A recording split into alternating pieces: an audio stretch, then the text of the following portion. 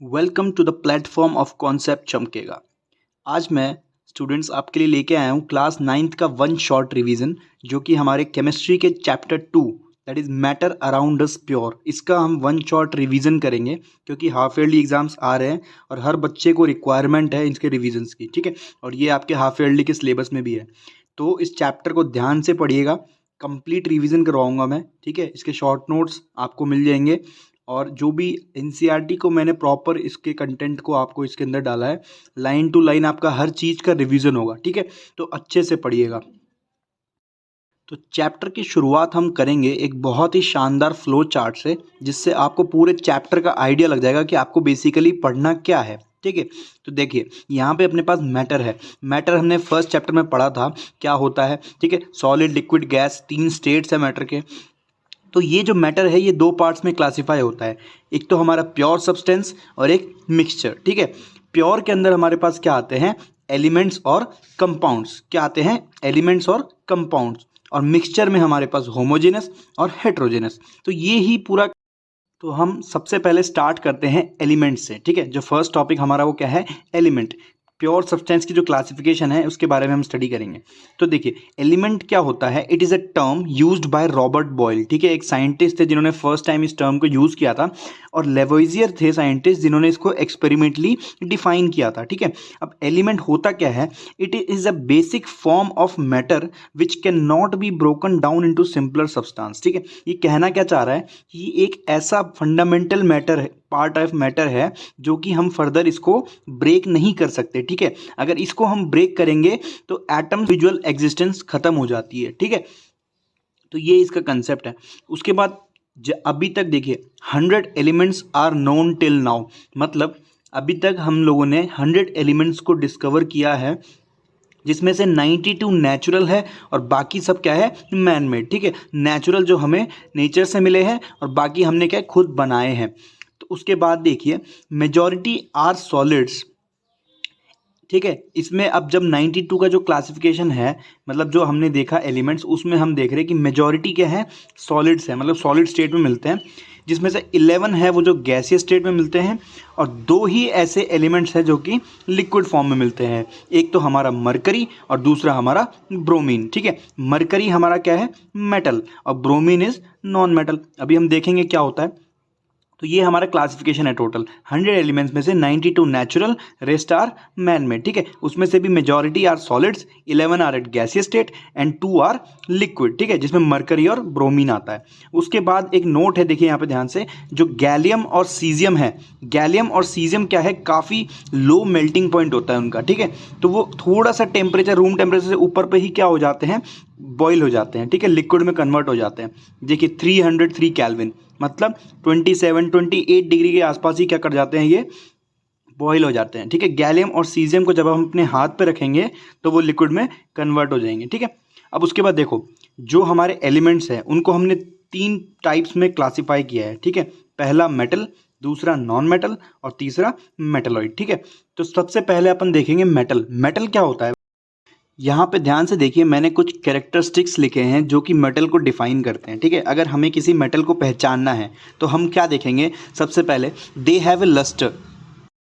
Lustre क्या होता है, शाइन। आप किसी भी मेटल को देखेंगे तो वहाँ पे एक अलग ही आपको शाइन दिखेगी। ठीक है, कोई भी मेटल जैसे एल्यूमिनियम हो गया, आयरन हो गया, कॉपर हो गया, स्टील हो गया, इन सब में आपको क्या दिखती है, शाइन दिखती है। ठीक है, उसके बाद they are good conductor of heat and electricity. अब मुझे एक बात बताओ कि अगर मान लो किसी बच्चे को साइंटिस्ट बनने का मन किया और उसने क्या किया, एक मेटल की प्लेट लेके और वो चला गया अपने घर के स्विच बोर्ड के पास, और वो कहता है कि चलो हम टेस्ट करते हैं इलेक्ट्रिसिटी आ रही है कि नहीं आ रही। उसने स्विच बोर्ड में मेटल प्लेट को डाला और उसे लगा 240 वोल्ट का झटका। ठीक है, तो वो इसलिए लगा क्योंकि जो मेटल्स है वो गुड कंडक्टर होते हैं इलेक्ट्रिसिटी और हीट के। ठीक है, तो अब उसको पता चल गया कि भाई हाँ ये तो मेटल ही है, लेकिन वो बचने लायक नहीं बचा, मतलब वो किसी को बताएगा नहीं क्योंकि वो तो मर गया। ठीक है, अब नेक्स्ट हम देखेंगे कि डक्टिलिटी की बात करते हैं, मेलिबिलिटी की बात करते हैं और सोनोरस क्या होता है। अब देखो डक्टिलिटी क्या होता है कि डक्टिलिटी एक ऐसी प्रॉपर्टी है जिसमें हम क्या करते हैं, मेटल्स को वायर में कन्वर्ट कर देते हैं। ठीक है, अब वायर में कैसे कन्वर्ट करते हैं, आपने नॉर्मली देखो हर घर में आपको दिखता होगा, डोमेस्टिक अप्लायंसेस जितने भी होते हैं वहाँ पे क्या होता है, एक इंटरनल कनेक्शन होता है इलेक्ट्रिसिटी का जो हम वायर्स के थ्रू करते हैं, जिसमें कॉपर वायर, एल्यूमिनियम वायर। तो हम क्या करते हैं, मेटल्स को हम पीट पीट के क्या करते हैं, वायर्स में कन्वर्ट कर देते हैं। इसमें से भी सबसे जो मोस्ट डक्टाइल एलिमेंट है वो हमारे पास गोल्ड होता है, ठीक है। गोल्ड के हम 1 ग्राम गोल्ड को हम कम से कम 2 किलोमीटर लंबा वायर बना सकते हैं, ठीक है, इतनी डक्टिलिटी होती है। अब देखो मेलिएबिलिटी की बात करें तो शीट्स में कन्वर्ट करना, आपने देखा होगा मेटल के हमारे पास डोर्स होते हैं या कुछ भी होता है तो वो शीट्स में कन्वर्टेड होते हैं, बड़ी बड़ी लंबी लंबी शीट्स होती है, ठीक है। तो मेटल्स को क्या कर सकते हैं हम शीट्स के अंदर पीट पीट के शेप को उसको कन्वर्ट कर सकते हैं, ठीक है। उसके बाद मैं सोनोरस की बात करूँ तो सोनोरस क्या है, देखो सिंपल सी बात है, अपनी जेब से सिक्का गिरता है तो आवाज़ आती है ना, वरना पता कैसे चलेगा कि यार पैसे चले गए, ठीक है। तो मेटल्स देखो कितना प्रॉफिट करता है हमको, अगर नॉन मेटल का सिक्का होता तो पता ही नहीं चलता, तो सरकार ने सोचा कि नहीं यार सिक्के तो मेटल के बनाने चाहिए, जब गिरेंगे तो पता चलेगा, ठीक है। तो मेटल्स क्या है, एक कैरेक्टरिस्टिक साउंड निकालते हैं जब वो कहीं से गिरते हैं या फिर कहीं उनका कॉन्टैक्ट कोलिजन होता है, ठीक है। तो ये इनकी खास बात है। अब देखो एग्जाम्पल्स में मेरे पास क्या है, गोल्ड, सिल्वर है, कॉपर है, मरकरी, ठीक है, लिक्विड मेटल जिसके बारे में मैंने डिस्कस किया था, ये एक्सेप्शन है, अकेला ऐसा मेटल है जो कि क्या होता है, लिक्विड होता है, ठीक है। उसके बाद हम नॉन मेटल्स की बात करते हैं। अब नॉन मेटल्स क्या है, वैरायटी ऑफ कलर्स में हमें मिलते हैं, ठीक है, डिफरेंट टाइप्स ऑफ कुछ भी। अब नॉन मेटल्स की खास बात क्या है कि पुअर कंडक्टर्स ऑफ इलेक्ट्रिसिटी। अभी जिस बच्चे ने साइंटिस्ट बनने की कोशिश करी थी उसी का दूसरा भाई था, वो थोड़ा समझदार था, उसने क्या किया, उसने देखा कि यार एक नॉन मेटल की प्लेट लेते हैं हम कोई भी, ठीक है, और उसको हम स्विच बोर्ड में चेक करके देखते हैं, ठीक है, जो हमारे टेस्टर्स होते हैं, तो उसमें क्या है करंट पास नहीं होता, तो वो उसको झटका नहीं लगेगा, ठीक है। तो नॉन मेटल्स क्या है, they are poor conductors of electricity as well as heat, ठीक है। दूसरी बात, ये लस्ट्रस भी नहीं होते, इनके अंदर कोई ऐसी शाइन नहीं होती कैरेक्टरिस्टिक साइन, ठीक है। उसके बाद ना तो ये मैलिएबल होते हैं ना ही डक्टाइल होते हैं। नॉन मेटल्स को अगर आप मतलब कोलाइड करेंगे या इसको पीटेंगे तो वो ब्रेक हो जाते हैं, they are brittle in nature, ठीक है। उसके बाद एग्जाम्पल देखिए, ऑक्सीजन जो हमारा गैस है, उसके बाद आयोडीन, ठीक है, और कार्बन। कार्बन के तो बहुत सारे फॉर्म्स होते हैं, डायमंड जो हार्डेस्ट एलिमेंट नोन है अभी तक, ठीक है। उसके बाद ग्रेफाइट हो गया। अब ये एग्जाम्पल है, देखो ये इसका एक्सेप्शन भी है कि ग्रेफाइट जो है वो गुड कंडक्टर ऑफ इलेक्ट्रिसिटी होता है, हालांकि वो नॉन मेटल है फिर भी, और ग्रेफाइट के अंदर शाइन भी होती है, ठीक है। तो ये कुछ एक्सेप्शन है जो आपको ध्यान रखने हैं। उसके बाद में अपन बात करते हैं मेटलॉइड्स। अब मेटलॉइड्स क्या भला है, मेटलॉइड्स क्या होते हैं, इन दोनों का जो बीच का पार्ट होता है ना उसे हम मेटलॉइड्स बोलते हैं। एक्चुअली में क्या होता है कि ऐसे सब्सटेंस जो दोनों की प्रॉपर्टी एग्जिबिट करते हो, ठीक है, ये थोड़ा चालाक होता है, ये सोचता है कि मैं थोड़ा मेटल भी बन जाऊँ थोड़ा नॉन मेटल भी बन जाऊँ, भाई दोनों की क्वालिटीज़ को इसने अपने अंदर अडेप्ट किया है। तो ऐसे सब्सटेंस जिनके अंदर क्या हो, दोनों की प्रॉपर्टी हो, मेटल भी और नॉन मेटल भी, तो वो क्या होते हैं, मेटलॉइड्स। इनके एग्जाम्पल्स हो गए हमारे पास बोरोन, सिलिकन, जर्मेनियम, ठीक है, ये सब क्या है, मेटलॉइड्स। अब एलिमेंट्स तो हमने पढ़ लिया, अब नेक्स्ट अब हम पढ़ेंगे कंपाउंड। तो कंपाउंड क्या होता है भैया, तो कंपाउंड होता है हमारा द सब्सटेंस कंपोज्ड ऑफ 2 और more elements chemically combined with one another in a fix proportion, ठीक है। होता क्या है कि जब भी एक या दो एलिमेंट्स केमिकली कंबाइन होते हैं फिक्स प्रोपोर्शन में, उसे हम क्या बोलते हैं, कंपाउंड, ठीक है। जैसे हाइड्रोजन हो गया और ऑक्सीजन, ये आपस में मिलके क्या बनाते हैं, H2O, that is your water. तो ये क्या है, एक फिक्स जो प्रोपोर्शन होता है उसमें कंबाइन होते हैं। अब कंपाउंड की खास बात यह है कि एलिमेंट्स के साथ कुछ धोखा होता है, ठीक है। होता क्या है कि भैया मिलने से पहले तो हम कुछ और थे और मिलने के बाद हम कुछ और बन गए, ठीक है। ये कंसेप्ट चलता है कंपाउंड में कि मिलने से पहले तो हम कुछ और थे, मतलब एलिमेंट्स जो थे उनकी प्रॉपर्टीज़ अलग थी, लेकिन जैसे ही हम मिले हमारी प्रॉपर्टीज़ बदल गई, हम तो कुछ और ही हो गए, ठीक है। तो ये कंपाउंड की खास बात है कि properties of compounds are different from its constituents, मतलब जिस कॉन्स्टिट्यूएंट से वो बना है वो उसकी प्रॉपर्टी से बिल्कुल डिफरेंट प्रॉपर्टी होती है कंपाउंड के अंदर, ठीक है। तो ये मेन बात है। उसके बाद अगर मैं देखूँ the composition of compound is same through out, लेकिन देखो दो एलिमेंट्स मिलके बने, लेकिन फिर भी क्या होगा, जब कंपाउंड बनेगा तो उसकी जो ओवरऑल कंपोजिशन होगी वो यूनिफॉर्म होगी, मतलब कहीं से भी आप अगर उसको देखेंगे तो उसकी कंपोजिशन क्या होगी, सेम, तभी वो क्या कहलाएगा, कंपाउंड कहलाएगा, ठीक है। अब देखिए the constituents of compound can be separated bye electrochemical reactions, ठीक है। मतलब कंपाउंड के जो कॉन्स्टिट्यूएंट्स है, जो एलिमेंट्स है, उनको हम सेपरेट कैसे कर सकते हैं, by special methods called electrochemical reactions. अब हम देखेंगे मिक्सचर। तो भाई मिक्सचर नाम सुनते ही तो हमें क्या है, मिक्सचर नमकीन की याद आती है, ठीक है। उसमें क्या होता है, डिफरेंट सब्सटेंस क्या होते हैं, मिले हुए होते हैं। और मिक्सचर की खास बात क्या है कि इसके जो कंस्टिट्यूएंट्स होते हैं, एक तो वो more than one kind of matter होते हैं, दूसरी बात कि मिक्सचर जब भी बनता है तो उसकी प्रॉपर्टीज़ क्या है, लगभग सेम ही रहती है उसके कंस्टिट्यूएंट के। अब देखो जब हम मिक्सचर में क्या मिलाते हैं, जैसे एक तो होती है भाई वो बड़ी वाली नमकीन होती है, उसके बाद एक काजू होता है, किशमिश होता है। तो हम जब नमकीन को खाते हैं तो हमें स्वाद क्या है, काजू किशमिश का तो आता ही है ना। ऐसा तो है नहीं कि हमने मिक्सचर नमकीन में काजू किशमिश और नमकीन मिलाई और बाद में मिलाने के बाद वो एक आइसक्रीम बन गई। ऐसा तो नहीं होता है ना। प्रॉपर्टीज़ तो क्या रहती है, सेम ही रहती है। तो मिक्सचर की खास बात क्या है कि आप कितने भी कॉन्स्टिट्यूएंट्स मिला लो, उसकी प्रॉपर्टी क्या है, उनकी इंडिविजुअल प्रॉपर्टीज उसमें रहेगी, मेंटेन रहेगी। ठीक है। अब मिक्सचर जो होता है वो हमारे दो टाइप के होते हैं, एक होमोजेनस और एक हेट्रोजेनस। ठीक है। अब होमोजेनस मिक्सचर क्या होता है कि ऐसा मिक्सचर जिसका कंपोजिशन क्या हो, यूनिफॉर्म। ठीक है। मतलब उसको हम कहीं से भी अगर देखें, कहीं से भी हम टेस्ट करें तो उसका जो यूनिफॉर्म मिक्सचर आना चाहिए। जैसे हम सॉल्ट वाटर की बात करते हैं, शुगर वाटर की। ठीक है। तो जब भी आप पानी में चीनी मिलाते हो तो जब चीनी पूरी घुल जाती है तो उसके बाद ऐसा तो नहीं होता ना कि आपने ऊपर से पिया तो आपको कम मीठा लगा और नीचे से पिया तो ज़्यादा मीठा लगा। भाई बराबर पूरा मीठा लगता है ना। तो दैट इज़ कॉल्ड होमोजेनिटी। ठीक है, यूनिफॉर्म कंपोजिशन। लेकिन अगर मैं बात करूँ हेट्रोजेनस की, तो जैसे mixture which has variable and non uniform composition, जैसे मैं ऑयल एंड वाटर की बात करूँ तो ऑयल क्या है, वाटर के ऊपर क्या कर जाता है, सस्पेंड कर जाता है। मतलब ऊपर उसके फ्लोट करता है, नीचे नहीं जाता है। तो ऐसा क्यों होता है, क्यों? क्योंकि इसका जो डेंसिटी के बीच में डिफरेंस होता है। अब इसकी वजह से क्या होता है, जो कंपोजिशन बनता है वो काफ़ी अनइक्वल बनता है। ठीक है, अनइवन डिस्ट्रीब्यूशन होता है ऑयल और वाटर का, उसको आप सेम नहीं कह सकते। That's called heterogeneous mixture. ठीक है, या किसी भी आप सॉल्ट या किसी को मिला दो, दैट्स कॉल्ड हेट्रोजेनस मिक्सचर। उसके बाद देखो, अब मिक्सचर का ही जो हम टाइप्स पढ़ेंगे। ठीक है, होमोजेनस और हेट्रोजेनस के ही अंदर टाइप्स पढ़ेंगे कि कौन कौन से होते हैं। तो उसमें सबसे पहले हमारा आता है सॉल्यूशन। ठीक है, solution is an example of homogeneous mixture. ठीक है, जब भी हम सॉल्यूशन की बात करते हैं तो नॉर्मली हम क्या लेके चलते हैं कि ऑलवेज क्या होगा, सॉल्वेंट इज लिक्विड। ठीक है, हम सॉल्वेंट को क्या है, लिक्विड मान के चलते हैं जनरली। ठीक है, लेकिन कभी कभी ऐसा भी होता है कि सॉल्वेंट अलग भी होता है। जैसे एग्जाम्पल्स है इसके, सॉलिड इन सॉलिड और गैस इन गैस। तो स्टूडेंट्स एक्चुअली में क्या होता है कि देखिए, एक तो सॉल्यूट और सॉल्वेंट का कंसेप्ट आपको पता ही होगा कि सॉल्यूट क्या है, जो हम मिलाते हैं कम मात्रा में प्रेजेंट होता है, और सॉल्वेंट होता है जिसके अंदर हम मिलाते हैं। ठीक है, जो और वो हमेशा एक्सेस में होता है नॉर्मली। ये इसका कंसेप्ट है। बाकी फर्दर क्लासेस में आप इसको डिटेल में पढ़ोगे। ठीक है, आपके लेवल पे अभी इतना ही है। तो इस पर अगर ध्यान से देखिए कि नॉर्मली जो सोल्यूशन बनता है उसमें जनरली जो सॉल्वेंट होता है वो क्या होता है, लिक्विड ही लेते हैं हम। ठीक है, लेकिन जैसे कुछ एक्सेप्शंस भी हैं इसके। जैसे अलॉय जो होता है, alloy is also a solution.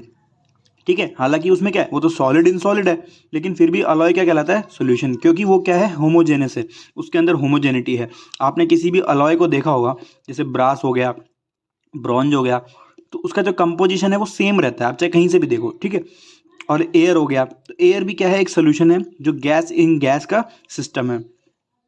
तो ये सब कुछ क्या है, एक्सेप्शंस। ठीक है, होमोजेनिटी प्रेजेंट होती है पार्टिकल लेवल पे, मतलब हर एक पार्टिकल क्या है, यूनिफॉर्मली डिस्ट्रीब्यूटेड होता है इसके अंदर, सॉल्यूशन के अंदर। ठीक है, एग्जांपल में sugar water, tincture of iodine. ठीक है, iodine in alcohol, aerated drinks जो होती है हमारे पास, सोडा वाटर वगैरह हो गया। तो ये सब क्या है, होमोजेनियस सॉल्यूशंस होते हैं। अब इनकी प्रॉपर्टीज़ की मैं अगर बात करूं सॉल्यूशंस की, तो कुछ डेफिनेट प्रॉपर्टीज़ है जो हम पढ़ते हैं इनके बारे में। ठीक है, सबसे पहले अपन डिस्कस करते हैं, particles are smaller than 1 nanometer. ठीक है, अब नैनोमीटर क्या बोला है भाई, तो ये हम बता देता हूँ पहले कि नैनोमीटर क्या होता है, 10⁻⁻⁹ मीटर। मतलब 10⁻⁹ टाइम्स छोटा कर दोगे आप, उतना डायमीटर होता है इसके पार्टिकल्स का। मतलब नॉर्मली आप नेकेड आई से इसको देख ही नहीं सकते, बहुत छोटा होता है। ठीक है, अब जो इसके जो पार्टिकल्स हैं वो क्या करते हैं, बहुत स्मॉल साइज के होते हैं। इसलिए क्या होता है, जब भी हम इस पे लाइट, अगर बीम ऑफ लाइट दें तो ये क्या है, उसको स्कैटर नहीं करता, क्योंकि इसके पार्टिकल्स इतने बड़े नहीं होते कि ये लाइट की वेवलेंथ को क्या करे, स्कैटर कर सके। इसलिए आप सॉल्यूशन में लाइट मारोगे तो आपको लाइट का पाथ विजिबल नहीं होगा। ठीक है, उसके बाद अगर मैं सॉल्यूट पार्टिकल्स की बात करूँ इसके, तो इसके जो सॉल्यूट पार्टिकल्स हैं वो इतने छोटे हो गए कि वो फिल्टरेशन से फिल्टर नहीं हो पाते, हम उसको जनरल फिल्टरेशन से फिल्टर नहीं कर पाते। ठीक है, और हाँ, सबसे मस्त बात यह है कि solute particles never settle down. मतलब अगर आप उसको अनडिस्टर्ब छोड़ दो बहुत टाइम के लिए, जैसे आपने चीनी पानी बनाया, अब शुगर वाटर का जो सोल्यूशन है, तो उसको आप छोड़ दो बहुत टाइम के लिए, तो वो क्या है, सेटल डाउन नहीं होगा चीनी, वो उसमें ही घुला रहेगा। ठीक है, तो ये सोल्यूशन की क्या है, खास बात, ये अपनी होमोजेनिटी को मेंटेन रखता है। ठीक है, अब नेक्स्ट अब हम देखेंगे अब हम बात करते हैं कंसंट्रेशन ऑफ सॉल्यूशन की। ठीक है, कंसंट्रेशन क्या होता है एक्चुअली में, हम क्या देखते हैं कि कितना सॉल्यूट डिसॉल्व किया है हमने सॉल्वेंट के अंदर। ठीक है, उसके हिसाब से हम कंसंट्रेशन को डिटेक्ट करते हैं। ठीक है, इट इज़ द मतलब इसका यही होता है। ठीक है, अब कंसंट्रेशन भी क्या है, वेरियस टाइप्स के होता है। एक डाइल्यूट हो गया, कंसंट्रेटेड, सैचुरेटेड। ठीक है, it varying the degree of the amount of solute. ठीक है, जब भी हम सॉल्यूट का अमाउंट बहुत कम रखते हैं तो उसको हम क्या बोलते हैं, डाइल्यूट सॉल्यूशन। ठीक है, डाइल्यूट। अब जब भी सॉल्यूट की मात्रा बहुत ज़्यादा हो तो उसको हम क्या बोलते हैं, कंसंट्रेटेड सॉल्यूशन। और लास्ट होता है हमारा सैचुरेटेड सॉल्यूशन। ठीक है, सैचुरेटेड में क्या होता है कि जब हम सॉल्यूशन की कैपेबिलिटी से ज़्यादा उसमें सॉल्यूट डाल दें, मतलब इससे ज़्यादा अब आगे नहीं डिसॉल्व हो सकता, तो उसको हम क्या बोलते हैं, सैचुरेटेड सॉल्यूशन। ठीक है, a solution in which solute is dissolve to its capacity, उसको हम क्या बोलते हैं, सैचुरेटेड कंडीशन। ठीक है, अब इसके बाद आगे सॉल्यूट नहीं मिल सकता। ठीक है, अब कंसंट्रेशन का जो जनरल फॉर्मूला होता है वो क्या होता है, amount of solute upon amount of solution. अब या तो आप मास ले लो या फिर वॉल्यूम ले लो, दोनों का कंसिडर कर लो। ठीक है, उसके बाद कुछ कंसंट्रेशंस होती है, परसेंटेज कंसंट्रेशन जो हम पढ़ते हैं। देखिए, सबसे पहला जो परसेंटेज है वो हमारा है मास बाय मास परसेंटेज। मतलब ये कुछ क्राइटेरियाज है कंसंट्रेशन को मेजर करने का। जैसे देखिए, मास बाय मास परसेंटेज क्या होता है, mass of solute upon mass of solution. ये ध्यान रखिएगा, सॉल्यूशन है यहाँ पे, मतलब mass of solute upon mass of solution into 100। और यूनिट्स हमेशा ध्यान रखना सेम हो, ग्राम है तो ग्राम, किलोग्राम है तो ग्राम, नॉर्मली हम ग्राम में ही लेते हैं। ठीक है, उसके बाद देखिए मास बाय वॉल्यूम पर, अब भाई परसेंटेज का मतलब तो आपको पता ही है। ठीक है, क्या करना होता है, जो गिवन है अपॉन टोटल इंटू 100, यही तो चलता है सिस्टम। तो मास बाय वॉल्यूम परसेंटेज क्या हो, mass of solute that is dissolve upon volume of solution into mass by volume. आपको समझ में आ गया भाई, mass of solute upon volume of solution. उसके बाद वॉल्यूम बाय वॉल्यूम परसेंटेज होता है volume of solute upon volume of solution into 100। ठीक है, तो ये कुछ परसेंटेज कंसंट्रेशन है जो आपको ध्यान रखनी है। ठीक है, इसके बाद हम बात करते हैं सस्पेंशन पे आते हैं। ठीक है, अब यहाँ से हमारा हेट्रोजेनस शुरू होता है, नॉन होमोजेनस मिक्सचर। ठीक है, सस्पेंशन हमारा फर्स्ट है जो कि नॉन होमोजेनस मिक्सचर है। अब सस्पेंशन का देखो, आपने डेली लाइफ में बहुत ही अच्छा एग्जाम्पल देखा होगा। अगर आप पानी में क्या करो, मड को डाल दो। ठीक है, मड ऐड करते हैं मिट्टी, तो पानी में क्या है, मिट्टी क्या है, सस्पेंड हो जाती है।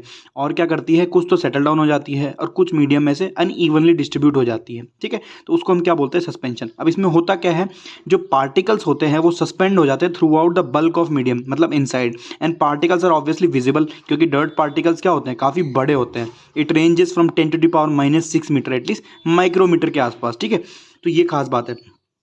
अब जो प्रॉपर्टीज है सस्पेंशन की, वो क्या है, particles of suspension scatter a beam of light. ठीक है, ऑब्वियसली बड़े होते हैं तो क्या करते हैं, स्कैटर करते हैं बीम ऑफ लाइट को, और विजिबल भी होते हैं। उसके बाद सॉलिड पार्टिकल्स क्या करते हैं, सेटल डाउन हो जाते हैं व्हेन लेफ्ट अनडिस्टर्ब। मतलब अगर आप सस्पेंशन के पार्टिकल्स को छोड़ दो कुछ टाइम के लिए तो वो नीचे क्या हो जाते हैं, सेटल डाउन हो जाते हैं। ठीक है, ये इसकी ये है डिफाइनिंग फीचर है। और can be separated bye filtration. Obviously हम क्या कर सकते हैं, मिट्टी को पानी से सेपरेट कर सकते हैं जनरल फिल्ट्रेशन से। ठीक है, तो ये तो नॉर्मल सी बात है। सस्पेंशन में आपको कुछ ज़्यादा कुछ नहीं दे रखा है। मेन जो आपको फोकस करना है वो आपका कोलॉइड है। ठीक है, कोलॉइड हमारा क्या है, कोलॉइड मतलब क्या बोलूँ मैं आपको, ये बहुत ही प्यारा कंसेप्ट है एक तरह से। कोलॉइड में सिस्टम कुछ अलग ही चलता है। अब कोलॉइड क्या है ना, कोलॉइड बोलता है कि भैया जो होता है वो दिखता नहीं और जो दिखता है वो होता नहीं है। ठीक है, कोलॉइड क्या कहता है कि मैं दिखने में तो क्या हूँ, होमोजेनस, लेकिन मैं एक्चुअल में क्या हूँ, हेट्रोजेनस। ये कंसेप्ट चलता है। ठीक है, कोलॉइड एक्चुअल में दिखने में क्या है, होमोजेनस। आप जब कोलॉइड को देखा होगे, कोलॉइड का एग्जांपल देखो, मिल्क है हमारे पास, तो मिल्क क्या है, मिल्क आपको दिखता है कि भाई कहीं पे आपको डिफरेंस दिख रहा हो, कहीं पे पार्टिकल सस्पेंडेड दिख रहे हो, कुछ नहीं। पूरे मिल्क का क्या होता है, कंपोजिशन यूनिफॉर्म होता है। तो कोलॉइड एक्चुअली में क्या, थोड़ा दोगला बंदा है। कोलॉइड दिखने में तो आपको होमोजेनस दिखेगा, लेकिन एक्चुअल में क्या होता है, हेट्रोजेनस। ठीक है, उसके अंदर भी क्या होते हैं, दो फेजेस होते हैं जो सेपरेट होते हैं एक्चुअल में। ठीक है, तो ये इसकी खास बात है। अब इसके जो पार्टिकल्स होते हैं ना, वो बीच के होते हैं ना, ये तो सॉल्यूशन से बड़े होते हैं और सस्पेंशन से छोटे। ठीक है, 10⁻⁻7 के आसपास ये रेंज करते हैं। ठीक है, 100 नैनोमीटर। तो अब ये जो स्मॉलर पार्टिकल्स होते हैं तो इसलिए इनके ये डिफरेंस आता है प्रॉपर्टी में। टूथपेस्ट इसका एक और एग्जाम्पल है। अगर मैं प्रॉपर्टीज़ की बात करूं तो colloids are big enough to scatter a beam of light. ठीक है, ये इतने बड़े भी होते हैं कि ये इस बीम ऑफ लाइट को स्कैटर भी कर सकते हैं। इसलिए क्या होता है, ये टिंडल इफेक्ट शो करते हैं। टिंडल इफेक्ट क्या है, आप देखोगे लाइट की स्कैटरिंग। ठीक है, अगर आपने मेरे थंबनेल पे देखा होगा, वहाँ पे मैंने टिंडल इफेक्ट का एक एग्जाम्पल दिखा रखा है। ठीक है, आपको स्क्रीन पे भी दिख जाएगा यहाँ पे। तो टिंडल इफेक्ट क्या होता है, स्कैटरिंग होती है बीम ऑफ लाइट की, मतलब पार्टिकल्स का जो पार्टिकल्स क्या करते हैं, लाइट को स्कैटर करते हैं और उस वजह से क्या होता है, जो लाइट का पार्ट होता है वो विजिबल हो जाता है, दिखता है। आपने देखा होगा कि किसी अंधेरे रूम में जब भी लाइट नहीं होती है और हल्का सा कहीं होल होता है रूम में, तो सनलाइट आती है तो वहाँ पे एक पाथ दिखता है जिसके अंदर एयर के पार्टिकल्स का मोशन हमें प्रॉपर हम देख सकते हैं, ठीक है। क्यों दिखता है, क्योंकि एयर के जो पार्टिकल्स है वो एज ए कोलॉइड एक्ट करते हैं उस टाइम पे, ठीक है, और उस वजह से हमें क्या है, लाइट का पाथ विजिबल हो जाता है, ठीक है। तो ये इसकी खास बात है, टिंडल इफेक्ट।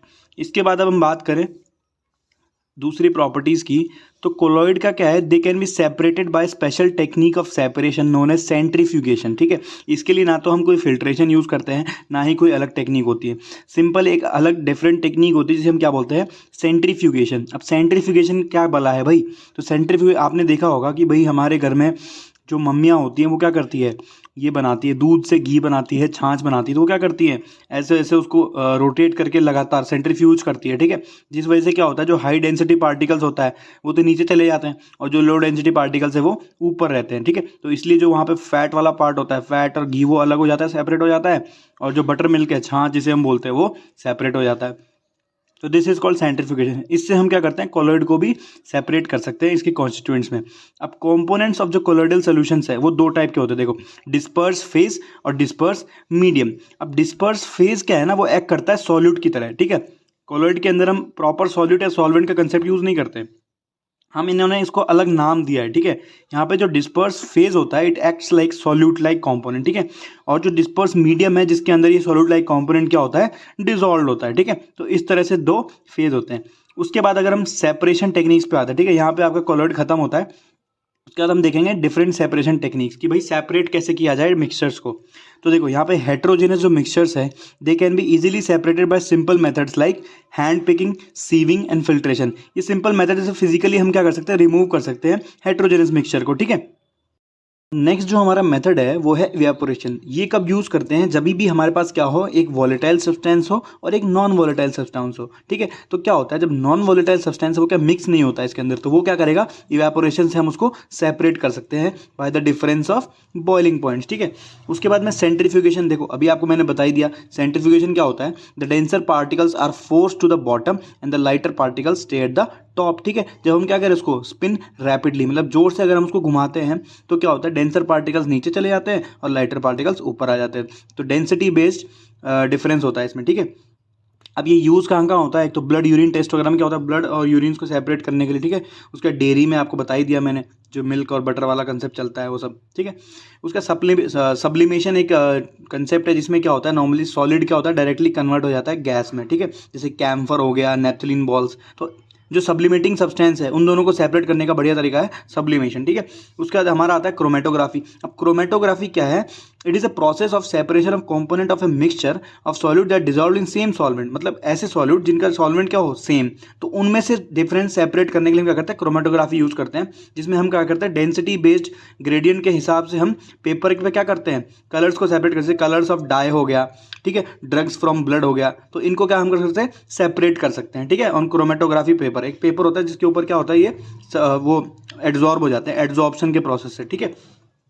क्रोमेटोग्राफी में चलता है एड्जॉर्प्शन का प्रोसेस, मतलब जब सरफेस पे क्या हो, पार्टिकल्स अटैच हो जाए। उसके बाद नेक्स्ट हम देखते हैं डिस्टिलेशन, ठीक है। अब डिस्टिलेशन क्या है, मतलब ऐसे मिसिबल लिक्विड जिनको अगर हम बॉईल करें तो वो डिकम्पोज ना हो, ठीक है, उनके बीच सेलेक्टेड बॉइलिंग पॉइंट डिफरेंस हो और वो इजीली क्या करे, सेपरेट हो जाए, ठीक है, बाय बॉइलिंग। तो ऐसे हम डिस्टिलेशन करते हैं। उसके बाद जो लास्ट है वो हमारा है क्रिस्टलाइजेशन, ठीक है। क्रिस्टलाइजेशन कब किया जाता है, जब हमको प्योर सॉलिड को सेपरेट करना होता है किसी सॉल्वेंट में से, ठीक है, या किसी सॉल्यूशन में से। तो प्योर सॉलिड को हम क्या करते हैं, in the form of crystals हम उसे मतलब ले लेते हैं, ठीक है। क्या होता है कि जब हम बॉईल करते हैं, ठीक है, धीरे धीरे पर्टिकुलर टेम्परेचर पर हम बॉईल करते हैं तो धीरे धीरे क्या होता है, किसी कोई जो सॉल्ट हो गया उसके क्या होते हैं, क्रिस्टल्स फॉर्मेशन होते हैं। तो क्रिस्टल फॉर्मेशन की वजह से क्या होता है, हम उसको इजीली सेपरेट कर सकते हैं बाय द सॉल्यूशन, ठीक है। जैसे प्यूरिफिकेशन ऑफ सॉल्ट्स हो गया फ्रॉम सी वाटर, इसका एग्जांपल है, ठीक है। और लेबोरेटरीज में भी हम बहुत सारे क्रिस्टलाइजेशन करते हैं, जैसे कॉपर सल्फेट हो गया, जो मतलब जो भी सॉल्ट्स हैं जिनको क्या कर सकते हैं, क्रिस्टलाइज कर सकते हैं, ठीक है। तो यहाँ पे आपका ये चैप्टर खत्म होता है, ठीक है। इसके नोट्स आपको डिस्क्रिप्शन बॉक्स में मिल जाएंगे, अच्छे से रिवाइज करिए, ठीक है। एक बार एनसीईआरटी को भी लाइन टू लाइन रीड करिए, इट विल हेल्प यू, ठीक है। और एग्जाम में फोड़ के आइए, ठीक है। अगर आपको वीडियो अच्छा लगा है तो लाइक, शेयर और कमेंट करना तो बिल्कुल ना भूलें, ठीक है। और सब्सक्राइब जरूर करें। Thank you guys. इसका जो नेक्स्ट सेशन है वन शॉट सीरीज़ का वो भी जल्दी आ जाएगा, तो मेरे चैनल के साथ बने रहे।